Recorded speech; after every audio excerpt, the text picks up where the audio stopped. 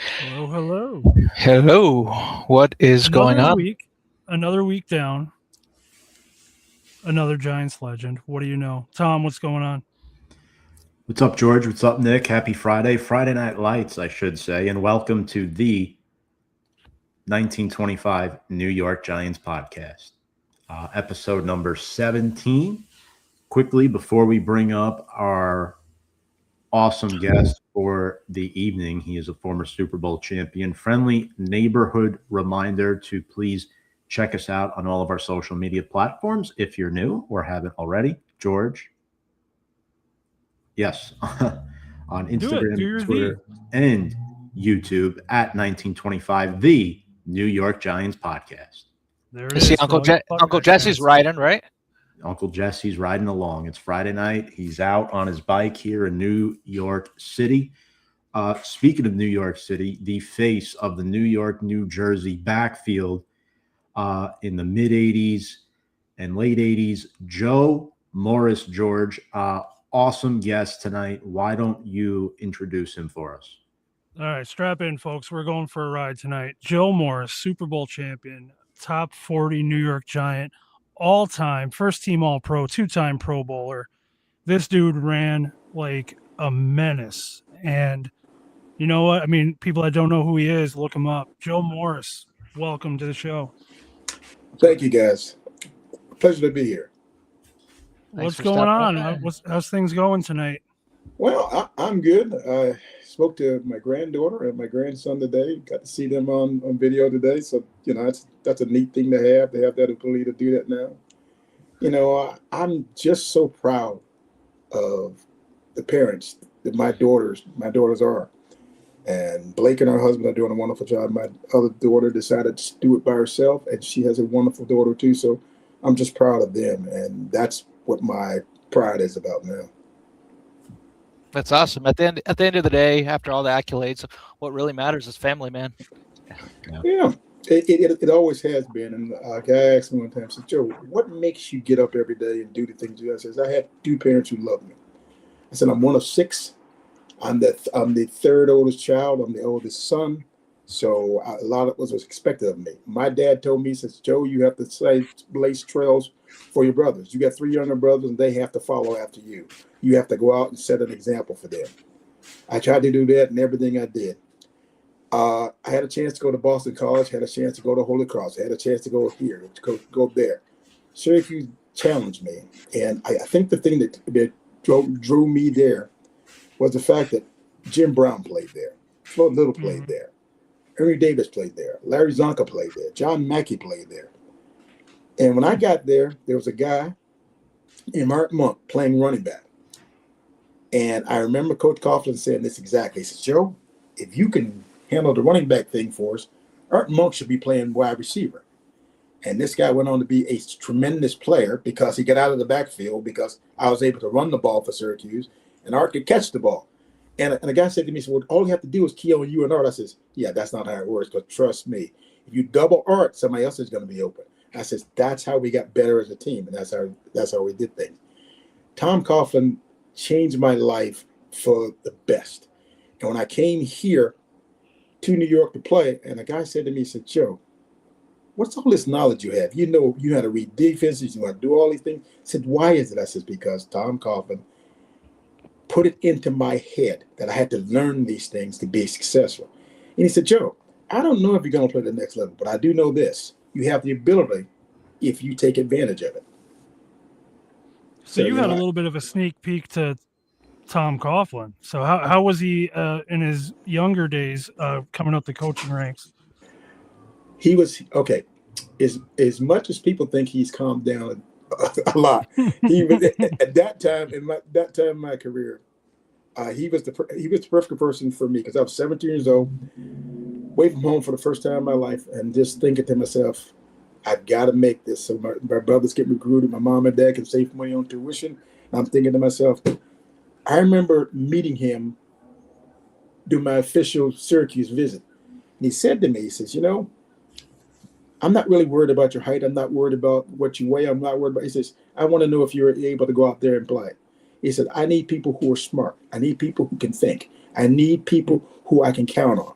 said, Joe, if you're one of those players, that's what you're. He says, your dad's background and military background and things he's done for you, the discipline he's given you, that will help you along the thing. But you have to grow and you have to learn the game.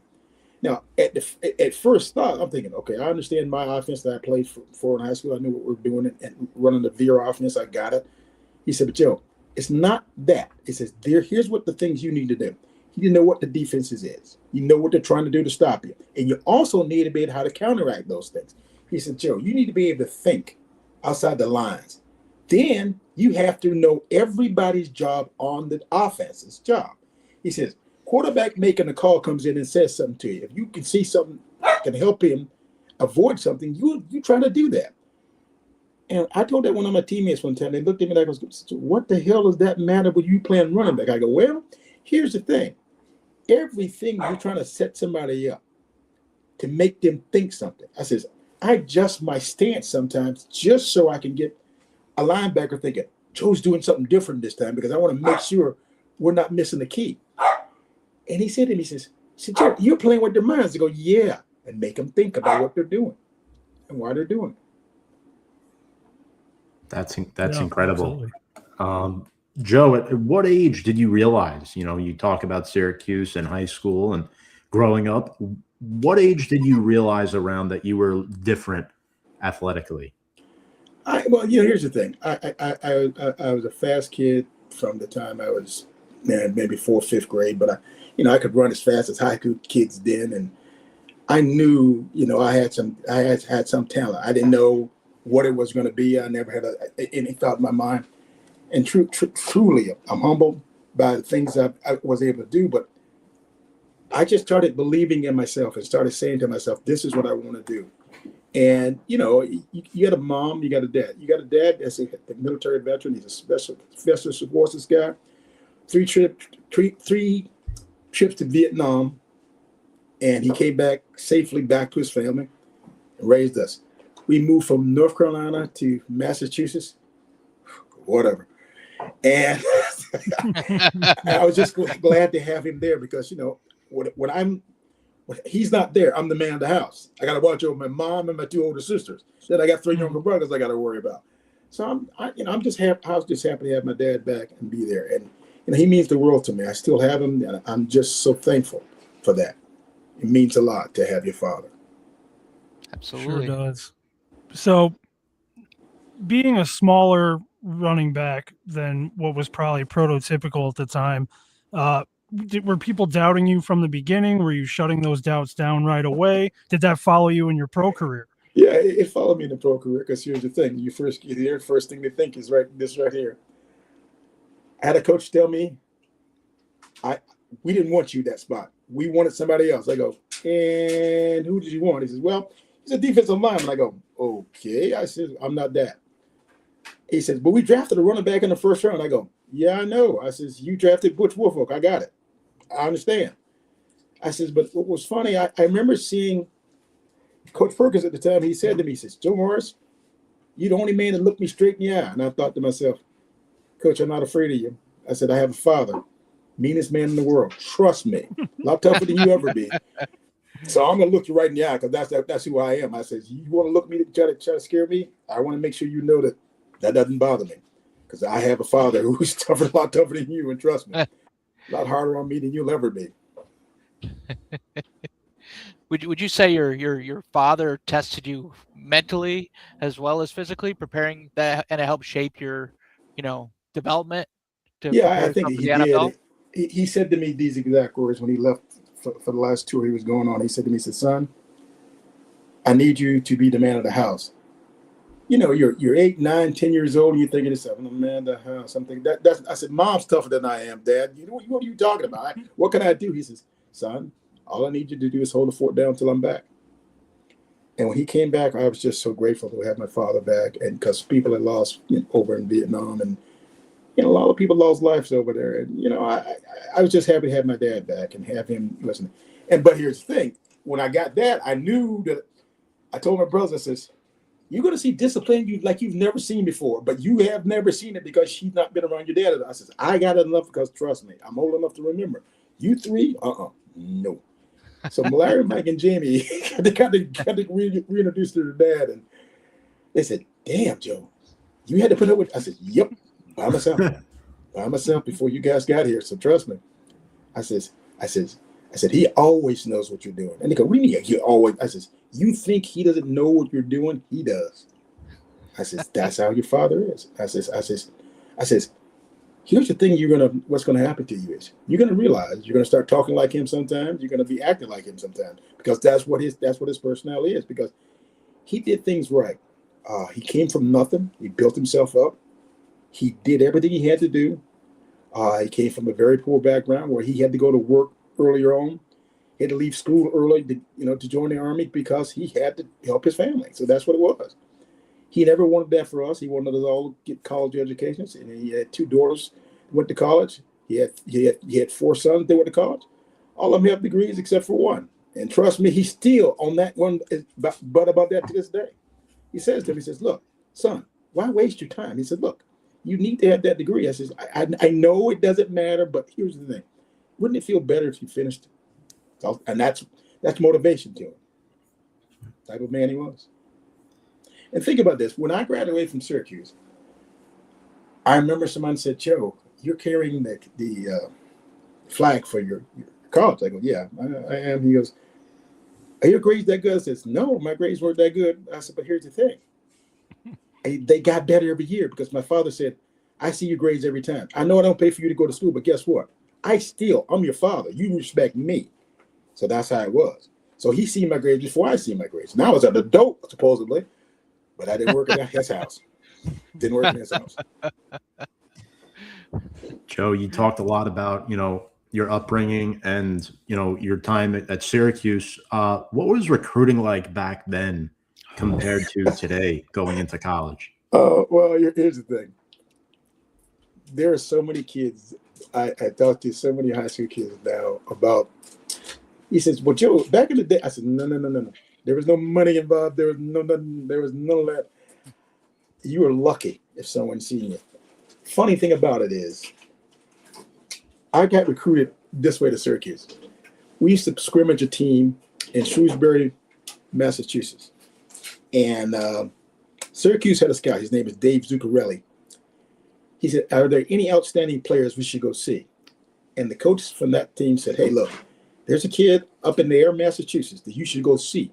He says he's a little short, but this guy can run. He's tough. He can play defense. He can play offense. He can do anything you want him to do. He said, but he's a little short. He says, and Dave said, "Well, what do you mean by that?" He says, "Well, he's only 5'7". I don't think he's getting any bigger, but you got to go see him." Dave Zuccarelli shows up at campus next day. I see him on campus. I'm talking to him, this and that. And everybody's looking at me thinking, "Joe, there's a guy from Syracuse. You know that such and such went there and such." I don't know where Syracuse is. I have no idea what you're talking about. And that was my ignorance at the time. And when you start looking at things and seeing things in real time, okay, you read about Ernie Davis, you read about Jim Brown, you read about Flora Little, you read about Larry Zonka, you think about John Mackey. And I'm thinking to myself, man, this is one great place to go to school, this and that. Okay, but what if I go to school there and if it doesn't work out? How's that going to look? Or, how do I go there and try to, set my mark, do the things I want to do? And, I set a goal. I set a simple goal. I want to go there. I want to make my father proud because he dropped me off. He drove me 6 hours, dropped me off, got by the car, drove back to the house, take care of his other kid and said, "Don't embarrass me. Don't embarrass your mother. And if you forget everything else, don't embarrass me. That's it." He says, "If you have a problem, we'll have a problem." And I remember him saying to me, he says, I remember he said this to me. He says, we came up for Parents Weekend. And my dad went up to the coach who recruited me. He says, "Dave, let me say this to you. If Joe doesn't play today, I'm going to take him home in the car because this is bullshit. Joe should be playing." and that's how my dad is. He just said, "Look, Joe's thinking, and I said to my dad, I don't know what to say. I said, I'm trying, Dad. I started that game. I rushed for 114 yards. We still lost. And my dad says, "Son, you need to stay here. You need to develop your skills here. You need to do these things." He said, "This is a good place for you, Joe. I think this is be a good place for you." Says I've always liked Dave. He told me the truth. It was truthful. If he said if your size is not a problem, you'll be able to play here. And trust me, and I thank my dad for that every day. I'm just grateful for everything I did at my Syracuse career from my dad standpoint. So you mentioned you were 5'7". You were a big 5'7", though. I mean, you were like a brick running down the field. No, I'm serious. Like you don't look 5'7" in the videos. You look like a brick shithouse personally. Did you have a developmental moment in college where you thought like to yourself, holy shit, I might be able to be NFL caliber, ready to go? Here's the funny thing, and I'm going to say this to you, and this is how funny how life works sometimes. I remember playing in a game in the Orange Bowl. My freshman year, we're playing the Miami Hurricane. They have Otis Anderson over there. His number is 47.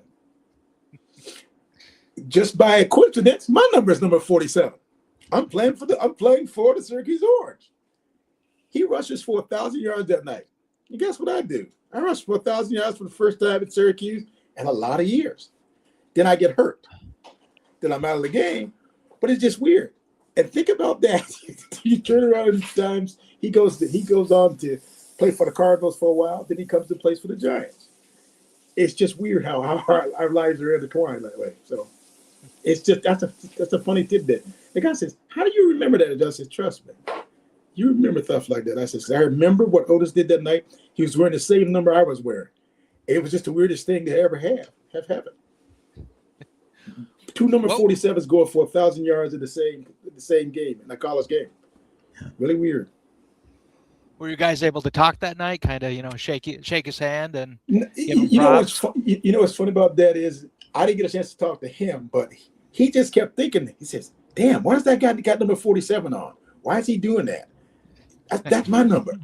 And I said to him, I said, "Otis, that is the funniest thing I've ever heard, because they told me you were number 47. I go, because I was playing him during the week for the defense, and I said, "Damn, that guy wears number 47. They have enough shirts to give somebody else something else." I go, "Well, why? Why does he have that number?" He said, he chose that number. I go, "Yeah, you gave me this number. I didn't want that number, but whatever. Whatever it is." But that's funny. And so and see, and the guy said to me, he says, "Joe, isn't that kind of funny?" I says, when Otis came here in 1986 to play for the Giants, my number one job was to make sure he was ready to play, make sure he knew the calls, he knew the pickups, he knew everything that again. I did everything I could to help him prepare him. We had Lewis Tillman, who was a younger guy. I wanted Lewis to know what he was doing, so he could go in there if he had to go in and play for me. I wanted Lee Roussan to know exactly what he's supposed to do if he had to go in for me. My job is to teach people everything I could so nobody would get our quarterback hurt. Phil Simms is going to win us a Super Bowl. And I remember Parcells saying that. He says, "We can protect this guy who win us a Super Bowl." Sure enough, that's what we did. Yeah, you guys ended up being pretty successful, I'd say. What was it like though? Back to college for a minute. What was the toughest environment you ever set foot in? Jeez. Okay. The Miami game was, you see a lot of speed, a lot of people, a lot of ability. And, I rushed for 1,000 yards, but trust me, that was hard to do, because they had guys that could run, defensive linemen that were running as fast as I could. And I'm there, damn, that's kind of different kind of thing. Okay, think about this now. Tony Dorsett was at Pitt, so I'm playing against him.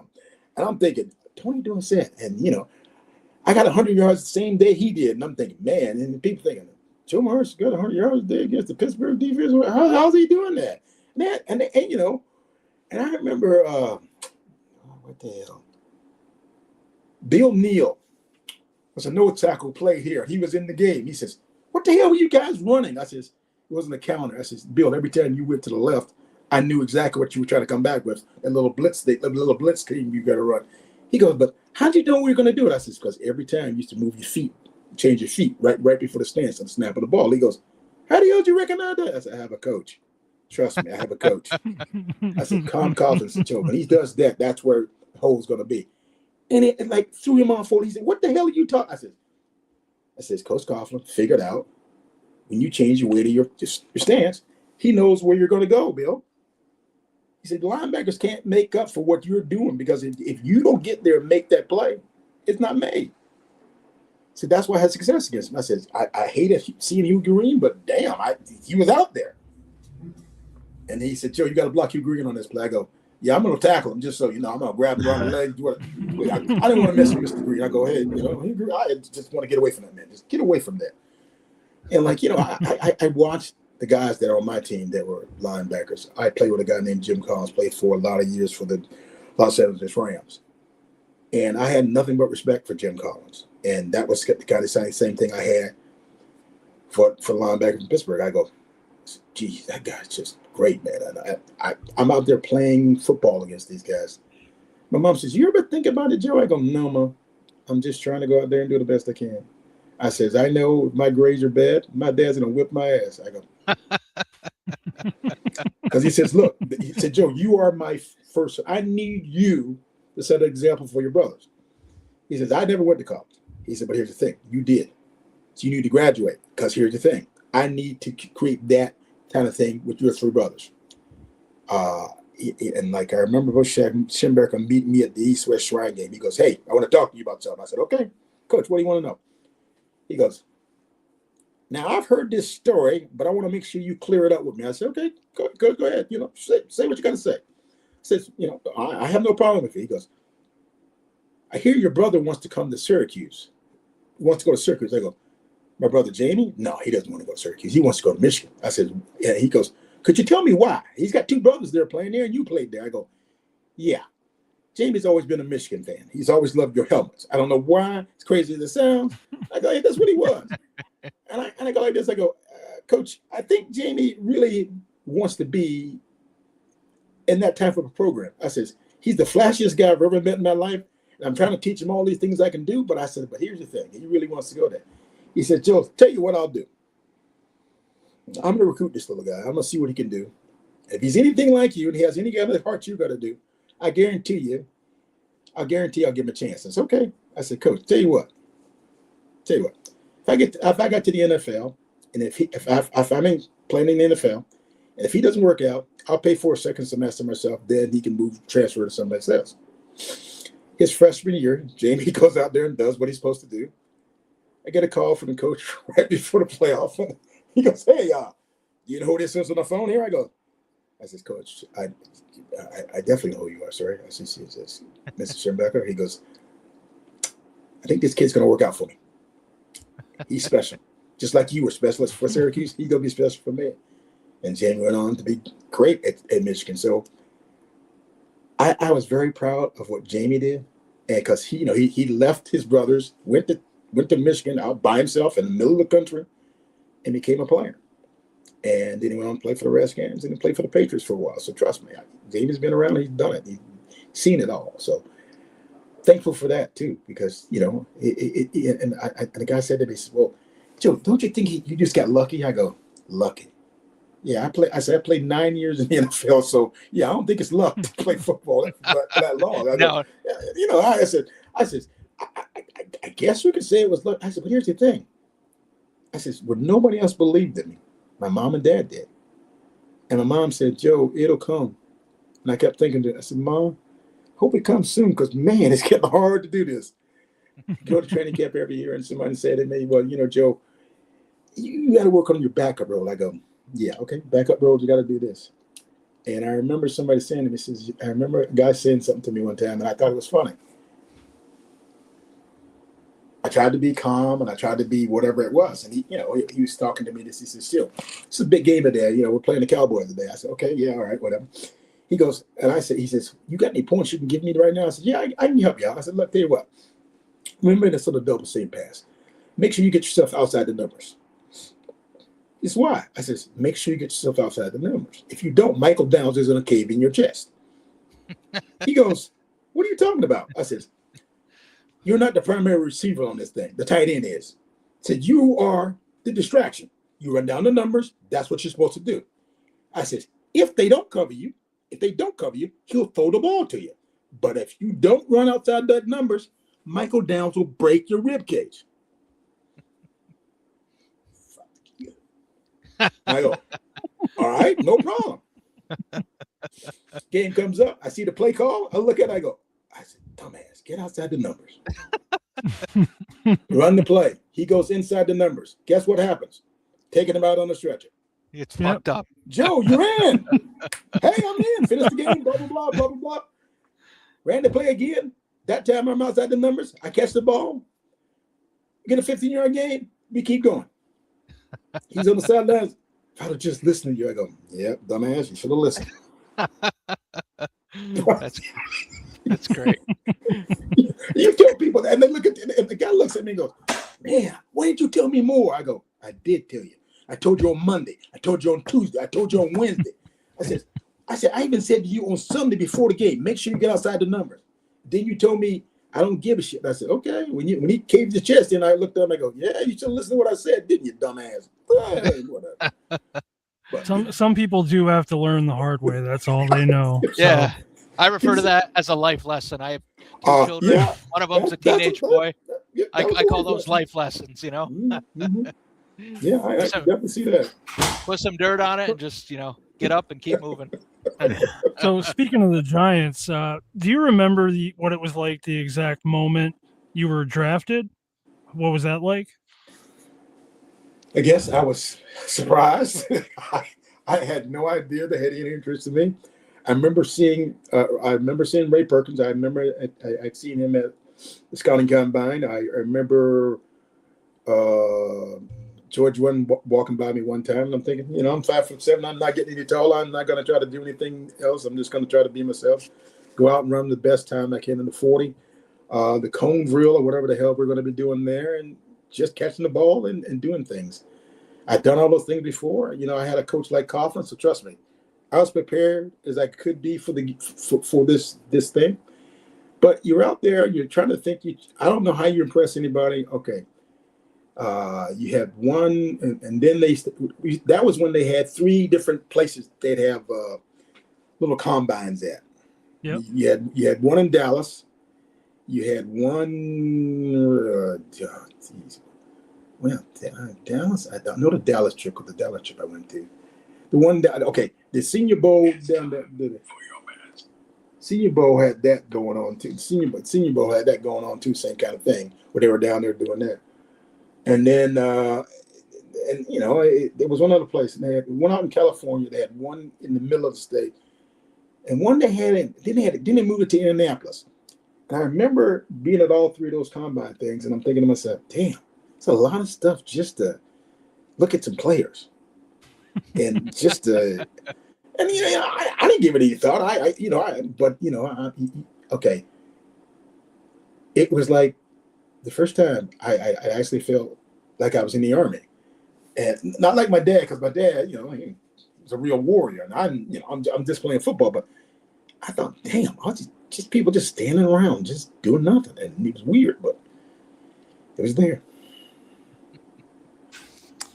So after being drafted, what was it like to walk into that locker room for the first time for the Giants, and who intimidated you immediately? Was there anybody that was an imposing figure, not very welcoming? Okay, let me just say this to you. That was the most intimidating locker room I've ever seen in my life. Let me just say this to you. Lawrence Taylor was a legend. But Harry Carson was the man. Him and George Martin were the 2 guys that ran that team, and that was how it was. And there's a culture you need to fit into. You work hard. I had some good people that I met. I started playing basketball with some of the guys and doing stuff like that just to get to know them better. Mark Haynes, who I played against at the Super Bowl when he went out from Denver, left the Giants and went to Denver, was one of my closest friends, and I hated to see him go, but it was time for him to go because there was a situation there. But he always taught me, he said, Joe, just keep doing your job, do the things you're supposed to do. Don't worry about anything you can't control. He says, you can't control everything, but you can control what you do. Get yourself ready, make sure you're ready to go. He said, the opportunity comes, he's going to be there. I'm playing behind Butch. I know that. They've got thoughts they're going to do. They're going to move people around, do this, do that. And I just, Mark was there for me. He taught me how to be a professional. He taught me how to go out and carry myself. He taught me to look. He said, Joe, don't be smiling. Your job is to learn. So everything that Butch screws up, you're supposed to remember, and you're supposed not to forget it. He says anything he does, you have to remind him about what's right. And I would talk to him about Butch about that. Butch would say, "Joe, you're not playing." I go, "I got it," but I'm telling you that play is supposed to go outside. You need to, and that's how it was. And when I got playing time and started playing a little bit, I remember the first time somebody said, "I wish Joe was in on this play." And the coach looked and says, "Why would that help?" He says, "Because Joe would stretch the ball as far as it could go to the outside, didn't cut it back inside." Mm-hmm. And one game, the coach said to me, he says, "Yeah, you go in and do that a couple of times, Joe. I want to see if that works." And funny thing how it worked. I'm averaging 7 yards a carry. Now Rob Carpenter's averaging 7 yards a carry. People say, "Damn, that worked out pretty good for you guys. That stretch play go pretty good." Yo, yeah. So why didn't you guys do this earlier? And all I said to myself was, "Okay, maybe somebody's looking, maybe somebody's actually listening, but whatever it is." And that's the thing about the game of football. You don't know when your opportunity is going to come. And I remember somebody saying to me out loud, said, "Joe, you were a second-round draft pick. Man, you were a bad second-round draft." I says, "I haven't been able a chance to get on the field. Every time I've been on the field, I've done my job. I've done everything they've asked me to do." I says, "I can do no more than what they allow me to." And I said, "Now look, I'm not going to downgrade myself and make myself feel sad about something I can't control." I said, "I'm going out there to try to compete and win a job." I said, "It wasn't there when it first started out." I said, "But when it became available, it was there for me." I said, after the 84 season, when I started the last part of the year, and I remember him saying this out loud. He said this out loud. He goes, "Yeah, Joe, you got to be our featured guy." I go, "Okay." Next year, 1985 comes around. They go out and draft George. I go, "Damn, I only got 1 year. I got. What do I got? I got." So I'm thinking, okay, Sam Rush, I had my best year. I'm doing everything I'm supposed to do. And I'm thinking to myself, okay, no problem. I got two guys. I got George and Lee Rousseau. And then this is the difference between me and everybody else. All the guys who were there before I got there, they wouldn't talk to the rookies because they were the people that were.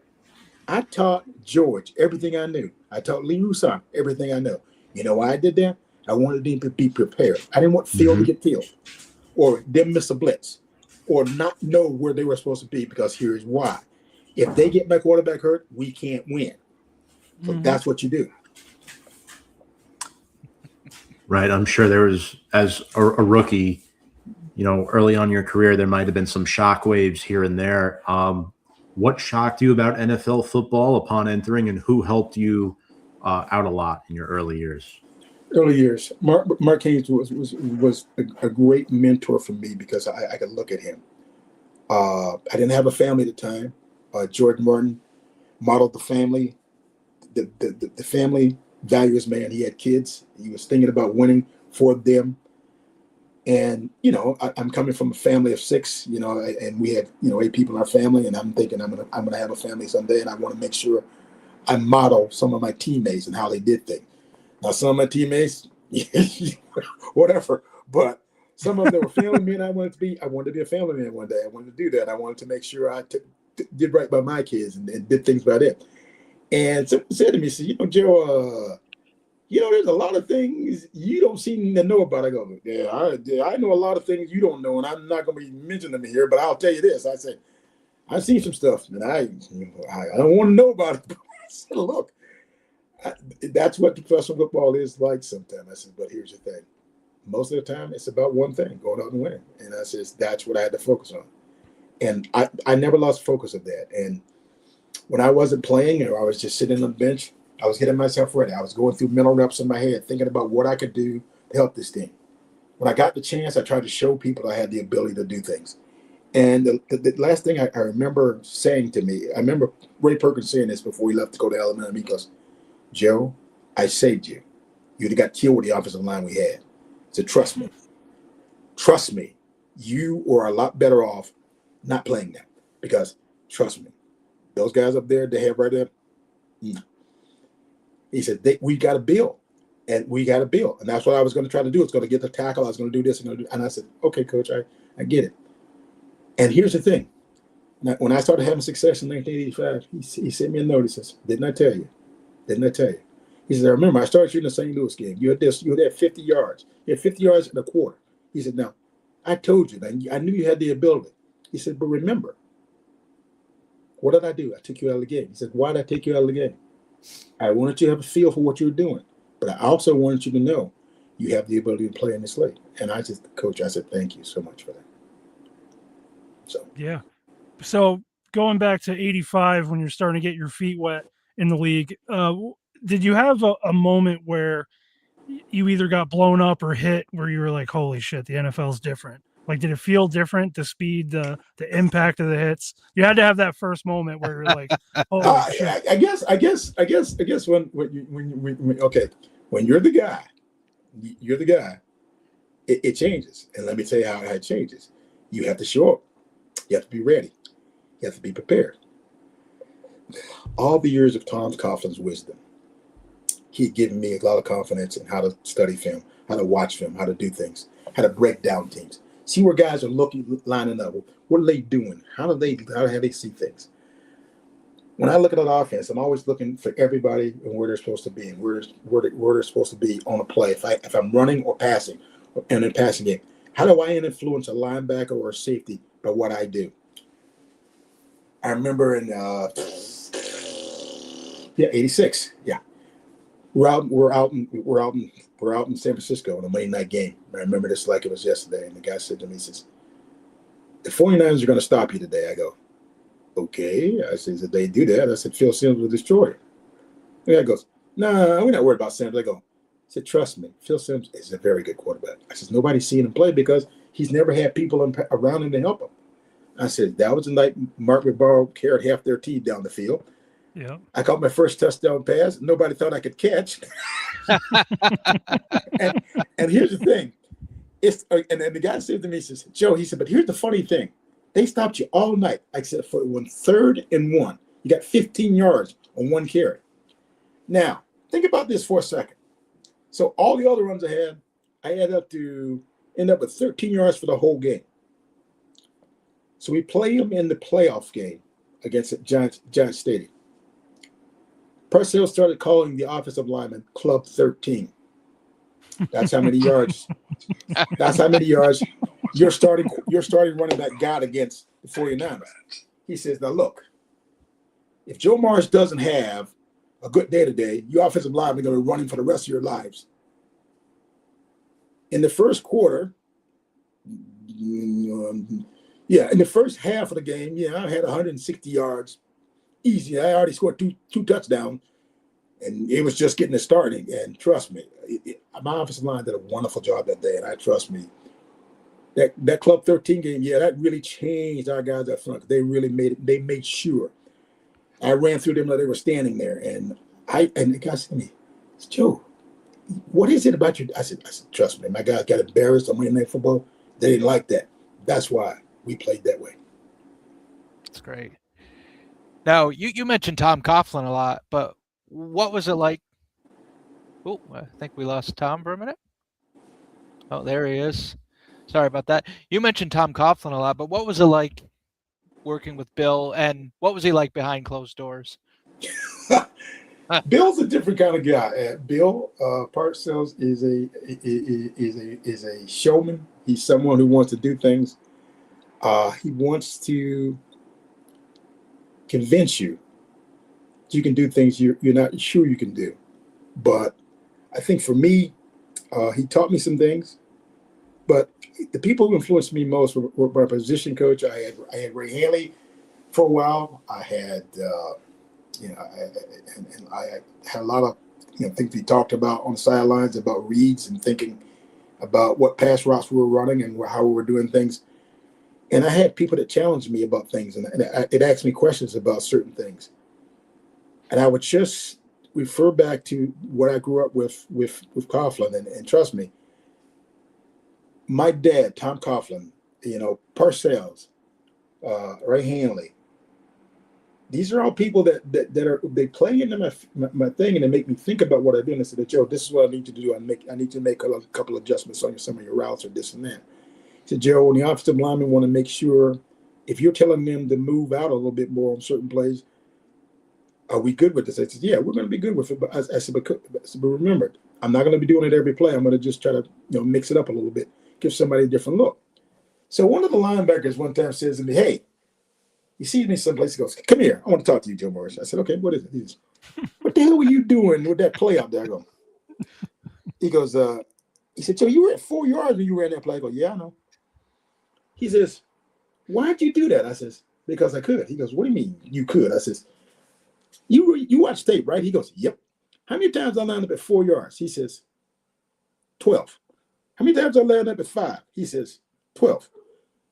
And he says, how many times I lined up at 7? He says, 3. I says, uh-huh. I said, now figure that out. He goes, I'm doing something to you. He goes, what? I says, I'm giving you a false read, dumbass. He looks at me again. He goes, why would you do that to me? I said, because you are doing the same thing I'm doing. I'm trying to figure out what you're doing. He says, give me an example of that. I said, Rich Malott, when he played for the Redskins, he was going to run this coffee move where defensive end would rush in, he'd rush around the outside, and that would be my guy. I wouldn't even when he did the move in the inside, I just go, oh, he's coming around the outside. I just wait for him on the outside. I didn't have to do anything. Just wait for him. He said, Joe, how do you know I was doing it? I said, every time you do this, Rich, you take a step back. I know you're not coming inside because you don't want to come inside. You want to go on the outside and make this act. He goes, how the hell did you know that? I says, I watch your tape. I says, what do you think I do all week? I says, I got inside run. I got this. I got that. I know exactly what you're going to do. I says, I know when you're going to run that little fake blitz. I know when you're going to try to come inside on Phil. I'm going to tell Phil hot if I see you. And I know if you're coming. And he says to me, he says, how the hell? I said, I watched your tape. I says, we get the same tape. You get every week. So, this. And he goes, damn, but you know it that well? And he goes, and then he asked me, he said, Joe, tell me what that play was when you ran those touchdowns against us on Monday Night Football in 85. I go, okay. Oh, yeah. Okay. I says, you guys have a tendency to overplay a play. And he goes, okay. I says, the first time you played this trait, Neil Lokowitz was out of place. I ran through the middle of the defense. I ran 52 yards to the house. I said, in the third quarter, same play, same handoff, same read. This time, Rich stayed where he was supposed to. Rich got caught in the wash. I went behind him, and it was all over. 49 to the house. He goes, how the hell can you read the play? I said, not reading the play. What it is, you're watching the player. I said, that's just simply what it is. I said, it comes down to my offensive line knowing exactly what I'm going to do because they know what I'm looking for. I'm looking for a place right in over the center. I said, the center can take it right or left. Doesn't make a difference. Doesn't make a difference. I can cut off that. As they get Okowitz blocked, I've got a big run. And he goes, yeah, that makes sense. I go, yeah, kind of funny how that works, didn't it? Joe, in 1985, you led the NFL with 21 touchdowns.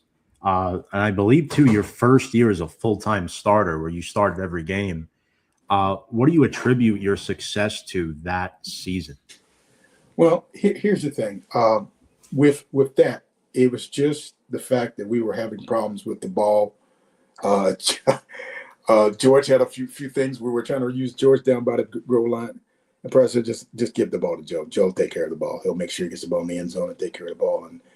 And we just went about it that way. And I wanted George to have his confidence back. So I'm glad there were times that Bill let him stay in the game and run the ball. And that was important to us too, because we needed George to be there. Because George is someone that I needed to be there. Lee Roussan, another guy that learned so much from me. And I taught him so many things that I could do. He made great plays. We put Lee in for a play. He made a great catch. He said, Joe, that young man is going to be a great player. He said, you know why? Because you're teaching him how to play this game the way it's supposed to be done. I go, okay, I get it, coach. And that's what you do. You pass forward knowledge you have to your teammates. Yeah. You sound like a real cerebral type player, just the way you're breaking down tape and learning what everyone around you is doing. Not everyone has that mindset, by the way. I know that, but here's the thing. I'm going to say it to you in the best way I know how. When you're a little bit smaller than everybody else is thinking something different about what you're capable of doing. You have to use knowledge and you have to be prepared for what you're going to see. I was never unprepared for a game because I had a coach at Syracuse that drove it home, Tom Coughlin. I got here, Parcells, and he brought in Tom Coughlin because I kept telling him about Tom Coughlin. Because he says, "Is this the guy, Joe?" I says, "Yeah." I says, "This is good. You're receiving toward is going to be the best group on this team." You know why? Because he will meet them and get them where they need to be in terms of reading coverages and know how to do things.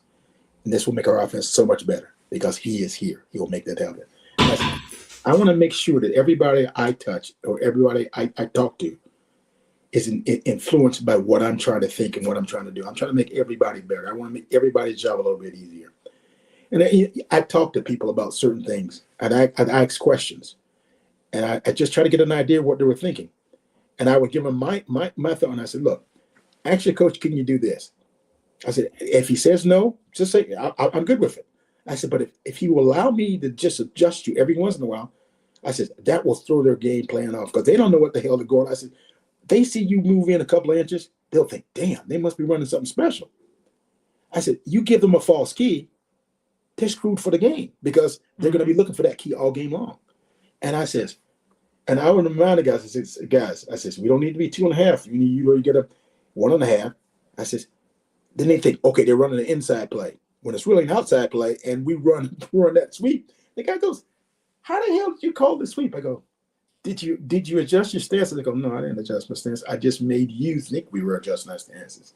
I says, "This is a cerebral game. You have to be able to think while you're playing." I says, play action gets you so far, but here's the thing. If you see a motion that you think is a run, and they've ran that play enough in a game, the pass play offer it is always there for you. And that's what it came down to. Now, what do you think about today's game? Like, do you think people really truly understand the difference between the 80s and modern day football? I mean, a lot's changed. It was a wild west back then. It's a different game. And let me just say this there. I get a special chance to be around the players today, and it's funny to watch them, see them do things. And I remember a kid. Okay, Morgan. Okay. You know what time it is. I know. It's time for my pills. I got it. That's great.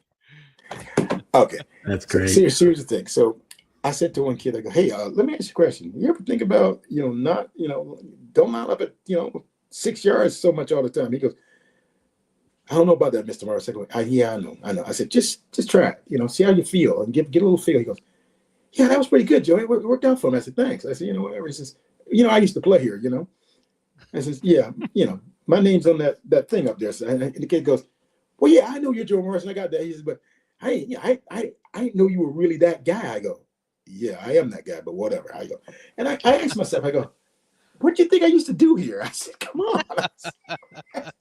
But it's funny to watch a kid. He says, Are you trying to get me in trouble?" I go, "No." I said, "I don't want to do anything to cause you any stress. I says, do what you're supposed to do, and we're good." I said, "I got to make sure your uniform is clean." I said, "If uniform's clean, I'm good. If your uniform's not clean, then you're going to see me, and I'm going to keep bugging you until you get your uniform fixed." I says, "When I played, I was the worst offender in this room. That's why they gave me this job. I know how to cheat when I can. And that's why I'm doing it." Joe, the playoff game against the 49ers, I'm sure you know what I'm talking about here. Did you feel unstoppable that day in that 86 postseason? I think that year, that was a special team. It really took a lot for them. When they came into Giant Stadium, I felt after a while I felt bad for them, and it just our defense was just going and going. Our offense started going and doing things, and we started making passes. They said Phil had a bad game. He threw four touchdown passes. So I don't know if he had a bad game. We won the game handily, going walking away, and a guy said to me after the game, said, "Joe, I didn't think we had that in us." I go, "Oh yeah, it's always been there." I said, "This is not a Joe Morris team. I said, this is Phil Simms and Lawrence Taylor's team. I says, those are the two leaders we look to. Those are the people we know. I said, we have George Martin, who has that leadership. He's been through, he's seen all these things.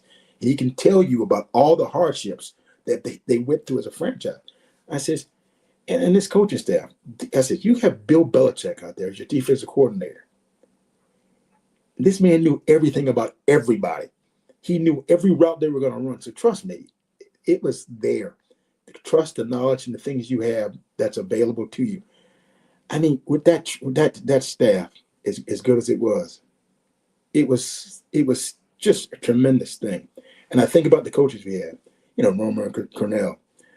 Rack was a great guy. You know, I guess the head coaching thing didn't work out for him the way everybody wants it to, but he was a great special team coach. And I didn't play a lot of special teams. I didn't do a lot of stuff like that, but trust me, the core of me wanted to be everything he needed.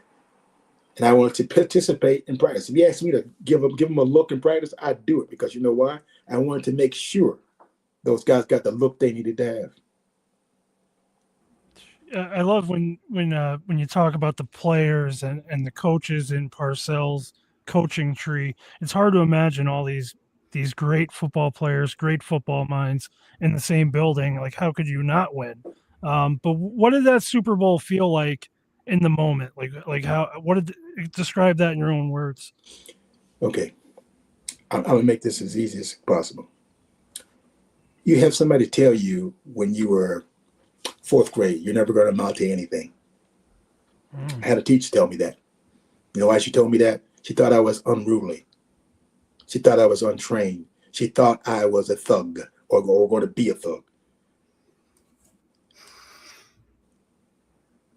All the passion I ever had, I put into football. I took it all out on my aggression on the field because I could. I didn't give a damn about a lot of things, but I cared about my reputation and who I was. I made sure that when I finished that game, I won because I didn't want to go there and lose. Mm-hmm. My daughter was born. Samantha was the most important thing I had that year, 1986. She was born on October 11th. Every dime of that Super Bowl check went into her college fund because I wanted to make sure she was taken care of for the rest of her life. That means she never have to worry about her education, ever. Then I said to myself, I need another daughter. I need another son or daughter, whatever. And I just kept going because that's what it was. That's how you do things. I tried to make something for my other child too, the same way with Blake. I tried to do the same thing for Blake. So my whole life been driven by making sure as a dad, I did right by my daughters. Absolutely. And that's a great story, Joe.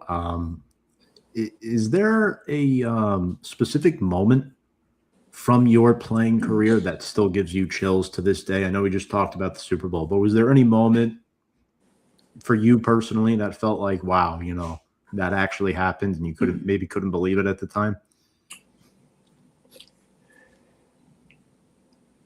I remember, I know a lot of people, you know, that Monday night game out there in San Francisco, we had to win. We wanted to keep our momentum going. I played with Mark Bavaro. I got a couple of blocks. I did what I could to help my teammate out. And I remember somebody saying to me, said, Joe, I remember seeing that play like 3 or 4 times trying to get blocks. I go, Mark was just running through people, and I was just trying to be out there with him. I says, it was just such a wonderful thing to be a part of something like that. I says, now that team, I says, we were so close to each other. We were doing things all the time. We'd have team dinners. Everybody showed up. Not okay. And the guy said to me, well, you know, maybe 1 or 2 guys were late. I go, they were late. They knew their ass was in grass. So trust me, we were together. It made us a great team, and it made it something special. I remember Lawrence being on time for every time we did these team dinners. We just wanted to see each other, make sure we were doing things right, making sure people were taking their ass home and getting some rest before the games. We wanted to make sure we were ready to go. And, you know, and as crazy as people think football is, there's a lot of pride involved. And some guys play with pride. And, you know, you think about George Martin, all the years he played on a bad team for the New York Giants. And 86 comes around. He makes that play against Denver where he intercepts the ball from airway and brings it back for a touchdown. Mm-hmm. Think about the frustration George had played with all his career, being a lose. That changed in '86. We won. Sure did. And that made the culture change. It made us all think differently about how we did things. And once you're a Super Bowl champion, you can get there again if you keep working at it. 100%. Being a former player, what do you miss more, the on-field or the locker room atmosphere? You know, I enjoyed these guys in the locker room. I bet. I enjoyed the guys in the locker room. A lot of crazy stuff went on there, and trust me, some things that I was telling somebody a story one time. He looked at me and he goes, "What?" I go, "Yeah, trust me, you don't want to know the story." He goes, "Joe, you sure about this?" I go, "Yeah, I trust me. You don't want to know." He says, "What did he?" He said, "Joe," I said, "I was sitting out there and I seen a teammate come in and best way to describe it. He had something covering his junk that looked like a I don't know what it was, but I went like this. God, thank you. I'm so proud that that's yours, and stay the hell away from me in the shower, just so you know. Just stay away from me. I'm good, man. Stay away from me. I'm good. Yeah, all right, whatever, man. So the locker room environment for the win. A follow-up question real quick, and this is going to be a good one for our fans because we ask every former player we have on here who is the biggest shit talker on your team. Now, almost 100% of them say Pepper Johnson, who wasn't on your team. So who was the biggest shit talker in the Giants team in your run? Man, that's a tough one now. Okay, now, all right, because a lot of humble guys, all of us are humble guys. They're not talking. It's got to be Lawrence, because I don't really think anybody the only person that used to yell at people and scream at people was Lawrence. No, nobody else screamed at nobody. Everybody else did their job. Harry did what he did, but no, man. No, it's got to be Lawrence. And I remember that getting yelling at Mickey Shula for trying to cut him on the knee and this and that. And Lawrence said, and then Lawrence he get up. He said, "Son, you guys got to do better than this. This is sad what you're doing." He look at the defensive line, offensive line, and go, "Dude, you guys got to block better than this. Your quarterback gonna get killed if I don't. I'm gonna run him over 5 times at least." And if they do something cheap to him, then he get nasty and say, "Hey, what the hell do you think you're doing out here? I'm the person out here. You're not." Yeah. Trust me. So I guess Carthon never talked too much when he leveled people in front of you. No, and he didn't say anything. And here's the thing: when guy would start talking shit to Maurice would say, "Hey, we'll see at the end of the game what happens." And I remember a guy come and said, "I'm gonna bust you up." He said to Maurice, "I'm gonna bust you up. I'm gonna bust you up." Maurice looked at him and says, "Okay, bitch, wait till we get out there." Said, "Yo, shake his ass when he gets back. When you run by me, I'm gonna run him into the ground." I go, "Okay." And Maurice did, and I went like this. I said, "Damn, Maurice, look, I see him on tape. I go, damn." He said, "Joe, he's talking smack." I go, "Okay, I see why it is, man." I says, "Why would he do that?" He says, "Some people are just not smart, Joe. I don't know what they be thinking when they get up. They think they're gonna come out and intimidate somebody. That's gonna work." And and you go to yourself, really? You thought that was gonna work? I mean, a grown man you gotta get up there and say, "I'm gonna bust you up and do this and do that. Come on out here, Morris. I'm gonna get you." We played Pittsburgh one year in '85, and here's the thing. I love Rick Woods. He was my roommate at the Blue Gray game, and I remember saying to him, I said, "You know, Rich, I watched you all week in practice. You can't tackle me." He goes, "What?" I said, "You can't tackle me." I says, "We ever play you guys?" And I said, "You better make sure Donnie and Shell's in there because I don't think you can tackle me." He said, "Joe, you kidding me, right?" I go, "No." I had a run of 65 yards against them. Guess who was against? Him. He tackled my shoe. I kept running 40 yards without a shoe. I said, "Rick, didn't I tell you?" Yeah. And the guy said to me, he said, "Joe, how'd you do that?" I said, "Rick, you always went for the fake." I said, "Rick, I don't have very many fakes. I said, you went for that one where I just shifted my shoes and you tackled my shoe and I went to the end zone without a shoe on. I go, dude, I knew. I said, Rick, I can get by you. Trust me. I said, I'm not the greatest player in the world, but I can do some things. Some things. Now, Joe, looking back, what do you want to be most remembered for by Giants players? Or by Giants fans, I apologize. I think that I want to be remembered as somebody who come out and did their job the right way. I showed up every chance I did. Every chance I got a chance to do something. I'm proud of what I did. I'm proud of my legacy. I'm proud of the people I taught after me. I made sure that anybody that asked me a question, I gave them the honest truth. I helped my teammates. A guy said to me one time, he said, you and Otis should be fighting each other. I go, why? So Otis is a teammate, and he'll always be a friend. So why the hell would I do that? I said, why wouldn't I help Leroux son? I said, why wouldn't I do that? Why wouldn't I talk to my fullbacks? Why wouldn't I try to help a guy? And and the people said to me, well, Otis won the Super Bowl, won the MVP in the Super Bowl. I go, I'm happy for Otis. I'm happy for him. I'm generally happy. I says, I'm not a selfish prick. I know the game is played in a way where you have to understand. You have to respect the game. And the game comes down to this right here. You respect the players who play the game. And that's what I did.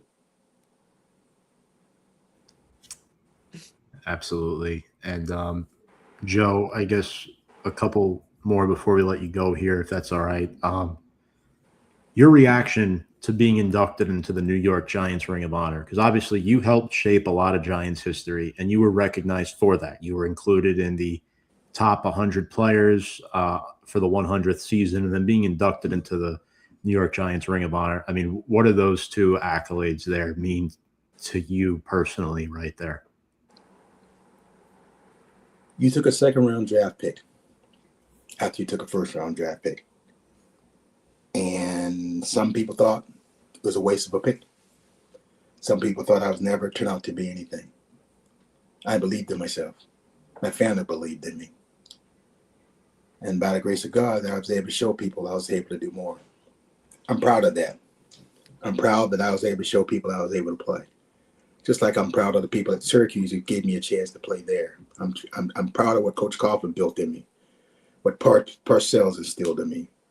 I'm grateful to have Jim Burt, Harry Carson, George Martin as teammates, and Phil Simms, and Mark Bavaro, guys that I love and care about. That means the world to me to have them as teammates. And my offensive linemen, every one of them mean the world to me because trust me, I know everything is possible through them. And I just see myself as this right here. I'm a humble person, always have been. I'm just proud of my legacy that I can go forward. So that's incredible. One thing I've learned talking to you guys the past 3 months is I never would have thought, like, if I played with a football team that long ago, you know, people in their own family lose touch. You guys all seem to be interwoven for the most part. I mean, every single one of you has just had the utmost respect. And when you're talking to or about other players, even when you're busting their balls, you're like, you know, I still text this guy this day. And that, to me, that's really a piece that shows how important that team was. Well, and what's really neat about it is this. I tear up every time I see one of them.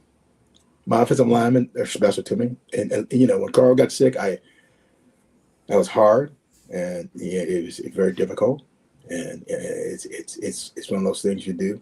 I do this event for him, and I always say to him, I says, you call my name, I'm there. I'm there for you. You need something, I'm there. I'm doing it because you are Carl Nelson. You need me, I'm there. That means something. And it means something. In this world, so many people have let other people down. We don't let each other down. We help each other.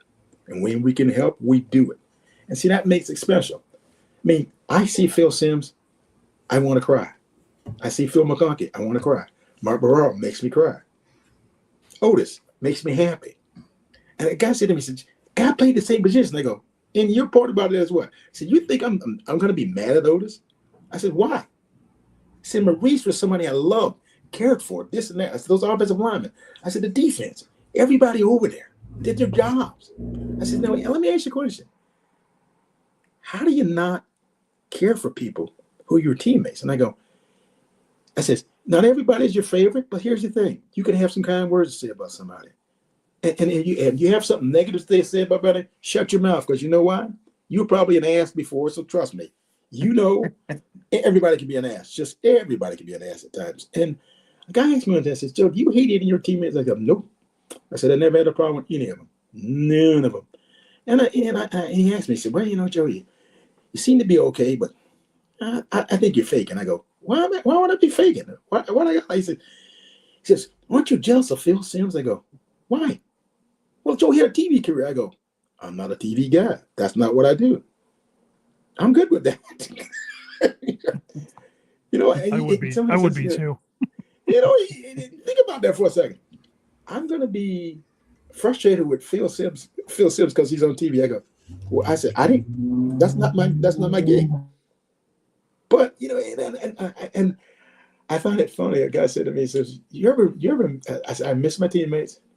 I says, but God, I says, I was on some bad teams. And I remember somebody saying to me, says, nobody cares about us but us. And I said, okay. And I got that.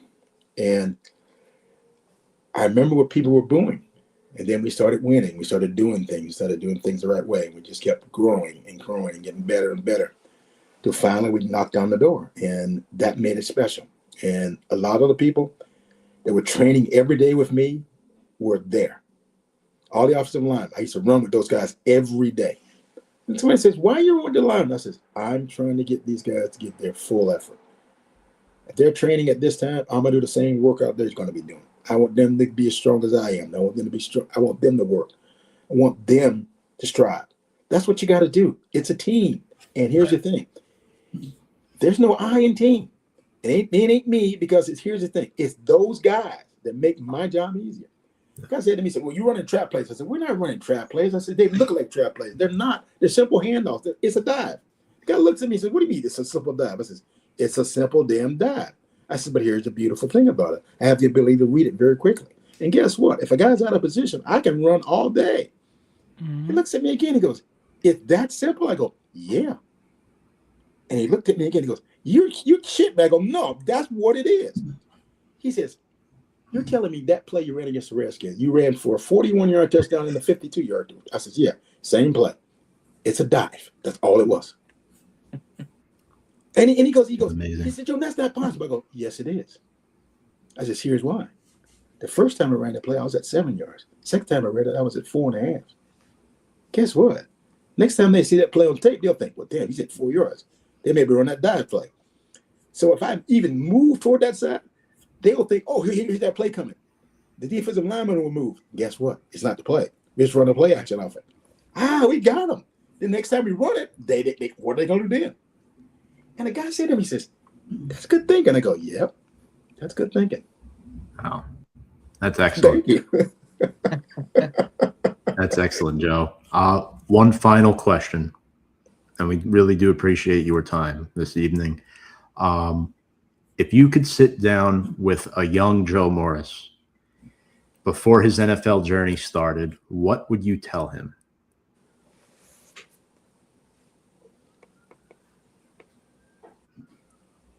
Be patient.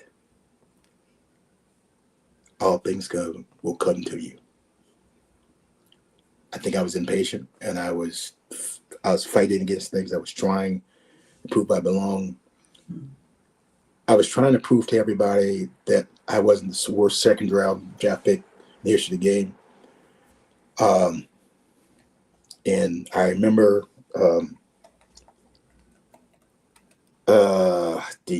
I fumbled the ball the first time I ever was attempting. I guess I was too hyped or whatever I was. And somebody wrote in an article, worst second round draft pick in the history of the NFL, about me. Oh, and I saved that. I saved it for 10 years. Mm-hmm. After 85, when I scored the 21 touchdowns, I burned that shit. But I remembered it. People don't understand motivation, but I do. And this is what it was. I wanted to prove those people wrong. Not only for me, for my teammates, for my coaches, and for me, because I have some pride about what I did. I'm very proud of my career with the New York Giants. I'm thankful for it. I'm thankful for the year I had played for Belichick out in Cleveland. I learned some things out there that I don't think I want to remember. I forgot you were a part of that. but here's the thing. Warren Every Hansen. lesson has something in it, and I remember this like it was yesterday. When I walked into camp, Ray Perkins said to me, he says, "I want you to know this. You're going to have a great career." He said, "I'm leaving, but I'm going to tell you, you're going to have a great career." He was absolutely right. He's absolutely right. Well said, Joe. That might be the best answer I've ever had anyone answer me. That was impressive. Thank you. I agree. I mean, for me, it's funny. Right. It's like I always come back to this one thing. I can be humble about this because I realize I lived this thing and I seen it, and I seen it from the outside in. I watch people think. I remember a guy saying to me one time, "I want to talk to you." I go, "You don't want to talk to me." I says, "The first 3 years out here, you never spoke to me. You know why you never spoke to me? Because I didn't do anything you thought was important." I says, "I wasn't important enough for you to have a conversation with." He goes, "Man, maybe you could let this go." I go, "No, you ignored me for 3 years when I first got here. 3 effing years." He says, "What do you do?" He said, "Well, I work in the equipment room." I go, "Mm-hmm. Was I ever disrespectful to you?" He goes, "No." I said, "Did I ever say anything nasty to you?" He said, "No." "Did I ever do anything when you asked me to pick up something?" I said, "No." I said, "Mm-hmm. Why'd you treat me like shit then?" He goes, "Well, yeah, you were just sitting on the bench not playing." I go, "Yeah. Okay, it wasn't my choice. It was somebody else's choice, right?" He goes, "Well, yeah." I said, "Well, then why would you treat me that way?" He goes, "That's just being a dick." I go, "Yeah, you were being a dick. And that's why we'll never be friends." He said, "Will you ever forgive me?" I says, "Eventually." And eventually we worked out what's the name. I says, "You're still a dick, but hey." And I said, "But look, I understand." He said, "But you don't hold grudges, Joe." I said, "No, I don't hold grudges, but I remember the shit you used to do to me at first." He said, always say to me, he says, "Why do you need a towel?" I go, "Because I need one." And he gave me shit for no reason. I think to myself, why are you here? Why are you doing this to me? Then I talked to one of the guys. He said, "Joe, he's just a crazy old man." I go, "Yep, I know." I says, "I'm trying to treat him with respect, but I guess I can't. If he's not going to respect me, I can't respect him." And he said to me, he says, "I can't believe you treated me the way you did." I says, "What did I do?" He says, "As nasty as I was to you, you were still nice to me." I go, "Yeah, it's kind of funny how that worked out, didn't it?" He says, "I knew something you didn't know." I said, "I knew I'm a better person." I said, "I don't give a shit about what you think about me, because here's the thing, I can't control that." I said, "But remember this, I'm going to remember everything you ever did to me, because that's how I am. But remember this, you treat me with kindness, I'm going to treat you with kindness. I'm going to always try to be so." And when I left the Giants and I was out in Cleveland, and he seen me again, he said, "Joe, I want to say to you, man, I should have never treated you that way." And I go, "You know what? Let that go." I says, "We're good now. That's all that matters. We're good now." And I says, "Here's the thing. I wish you nothing but happiness for your family and everything else." I said, "You got any grandkids yet?" He goes, "Couple." I said, "Great, man." I said, "It's a great thing for you." He said, "I appreciate that, Joe." I said, "Yeah, thank you." Wow. Well, Joe Morris, it's been an honor and a pleasure. Thank you so much for being our guest tonight. Yeah, Joe. Yes, thank you, Joe. Thank I you, guys. appreciate And you. hey, I wish you nothing but success with your podcast. Thank you very Thank much. you. Joe. Thank you, Joe. You were Bye-bye. Good excellent. night, Joe. Have a great Bye-bye. night. Bye-bye. Thanks, Joe. Joe Morris, everybody. Holy Joe Morris. shit. The end of that was incredible. What an Yeah. answer. Unreal. We're gonna talk about What sound an bites. what an no, not Can you just guys what hear an me? answer. Yeah. That was the deepest answer I've ever heard to any question. And I know, like I alluded to a couple times, he was a smaller guy. Smaller guys in that stage, they get, I don't want to say picked on, but guys just discount them. You know what I mean? And I knew his fucking answer was going to go that way. Like when he had the 21 touchdown season. I mean, I was just like, oh, he got him. Like, Yeah. fuck that reporter. Nick, are you okay? Because oh Jesus Christ, what a shit show tonight is. Yeah, it's Holy been fuck. it's been like a roller coaster, George. Like, one of those things where you're going up and then you come back down, and I feel like you were the constant of tonight. You straw that stirs the drink. No, you know what it is, man. I remember. I think it was David Chase, the producer of The Sopranos. The guy who created The Sopranos. He always Yes. said every episode is like a baby. It's just a difference. Some babies are assholes. Some babies are good. Some Mhm. babies are this, they're that. And that's just how we are here. I mean, tonight was a very interesting episode with just the content, and then Nick having these. I don't even know what happened with Nick's setup, but I'm going to be fell to honest with you. I pieces. don't either. I'm on my fucking phone right now. And audio and visual is completely gone on my computer right now. Tom is Oh. not. Tom also dipped out tonight too. He randomly took off. Tom's dad Tom- made an appearance. Can we talk My about my that? father Is- crashed the Is, screen. is Joe here? He Can was we the get green him on for a screen minute? He's in bed. He's in bed. bed. See, that's the kind of life I want to live. It's fucking There's a 8:15. better chance of my dad winning the lottery than him jumping on this screen. Well, he jumped on. He did jump on. He had a nice little photo So bomb tonight. for if you have a bingo card at home, the old 1925 bingo card, Uncle Jesse drove by at least 5 times. That motherfucker likes to ride. Jesse and the Rippers. And there he There is. he is, Uncle Jesse, 31st Street, Astoria, New York. That's right. Good old Greek bike shop. That was an incredible interview. I mean, Oh yeah. what a fascinating guy to hear him talk. I mean, passionate too. Like you could just see it on his face. I mean, he remembers this shit as if it was yesterday. And Yeah, it he, builds something, builds his and- character. And from what I've gathered in the last week, Joe is the same person on camera and off. He's just this very big personality. He's lots of fun.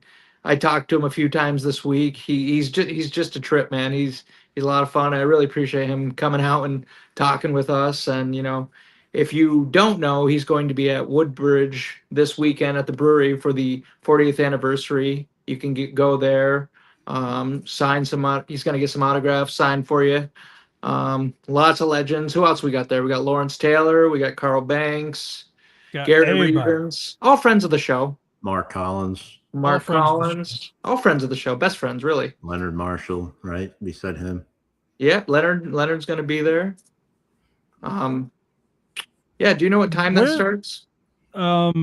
If you go to woodbridgebrewingcompany.com or their socials, basically certain players are on from certain time frames. So check the player you want, see what time he appears. It's basically an all weekend thing. And do yourself a favor because these are some great guys. I mean, big personalities, lots of fun. You've seen you've seen them on here.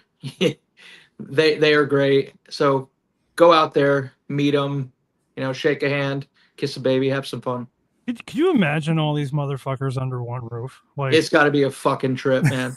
A lot of big personalities in one room. I mean, everybody except Bavaro seems very reserved. You know what I mean? He seems like he's not going to really, You do think he just anything sips on whiskey in the corner? I'm not sure. If we ever, by the grace of God, if we could ever have Mark Bavaro on, which he's pretty reclusive, I don't think it's possible. But if we could ever have him on, I just want to know how the fuck did you deal with all these people? Because they just sound because the way they make this shit sound, it's like we're just scared of everybody, and they're fucking insane, and they're just bad motherfuckers everywhere. Like, and Bavaro wasn't a slouch. Don't get me wrong, but how do you survive that? I would just love to know because he seemed like a very chill, quiet. If you ever hear him talk, it's pretty monotone. Not very overly exciting. I would just love to know what he thinks of it all. I think. What do we got going on maybe- tomorrow, Nick? You tell me. All right, yeah, tomorrow, the 30th of May, Nick and I are going to be at Brian Burns' charity softball game, Pomona, New York. Everything starts up at 2. There's going to be some dodgeball, some home run derby. We're going to have a hell of a softball game. We're going to tailgate. Come see us at 1925. We'll be there. We'll be walking around, kissing babies, handing out business cards with our QR code with a little bit of a sweepstakes. And Tom unfortunately will not be able to make it. But he'll be with us in spirit. That guy on the left is wicked handsome, huh?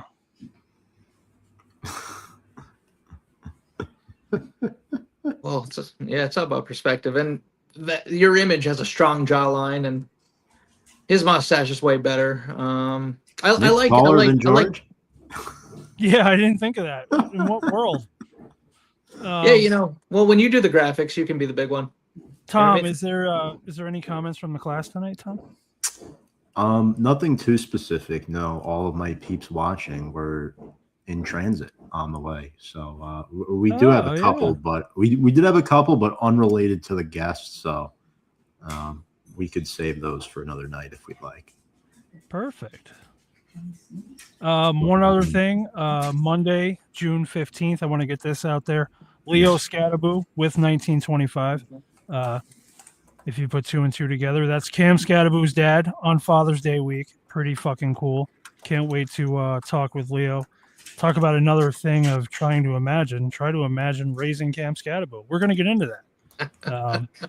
It's kind of funny. I just like envision, like a 12-year-old Cam Scattaboo running into a wall when he's upset or something. Yeah. Now what are we doing, Nick? That's what Cam Scattaboo did? Yeah. Probably. I'm sure there's some stories. That's great. Right. Leo Scattaboo, June 15th. That should be a great show for sure. Very pumped about that. Father's Day week, as these boys mentioned. And make sure to go meet George and Nick tomorrow at the Brian Burns charity softball game if you are there. We'll I unfortunately will be unable to attend. They have a lot of good stuff in store for the folks. They're very entertaining guys. Kiddos might be there too. Might have some little ones running around, right? Yeah, our sons are going. Should be fun. They're used to us by now, though. Yeah. Parasites. Used to the craziness. Yeah, it should be fun. Week 17 in the books, folks. Yeah.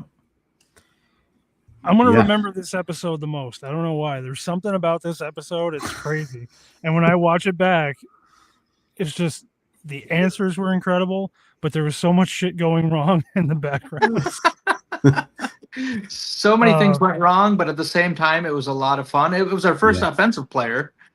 Yeah. And Joe was right. a class act. I mean, we couldn't have asked for a better guest. And here's another thing about Joe Morris, and I wish I could have gave him this sentiment on the air when he was here, but when we're at the tailgate and we're talking about running backs and Giants legends, and these guys are like, yeah, Saquon and Tiki Barber and Ahmad Bradshaw and Brandon Jacobs. I'm like, yeah, all those guys are great, but like, have you ever fucking watched Joe Morris run the fucking rock?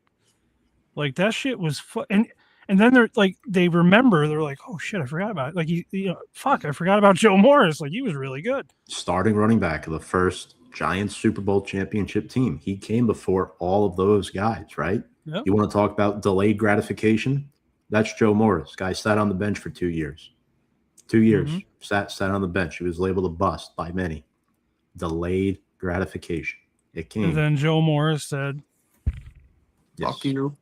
Fuck you. No. Here's your 21 touchdowns and a Super Bowl ring. Kiss my ass. Joe Cool. Joe Cool. Great show, boys. Make sure to go follow our socials. Garage Beer. Also a great drink right here. I thought that said George. I no, love that. the Kelseys called me up and said, hey, we heard about 1925. You guys are moving and shaking. You want to have a case of our beer? What, like the Kelseys that live down the road in a fucking single wide? Or sure. Yeah. All right, folks. The three of us combined have about 12 hours of driving tomorrow, probably. So I think might be good to break here, right? Get some rest, get to some editing, get to some post-production. Stay tuned to the socials about what and where we're doing next. Absolutely. Fellas. Fuck Dallas. Cheers. Cheers.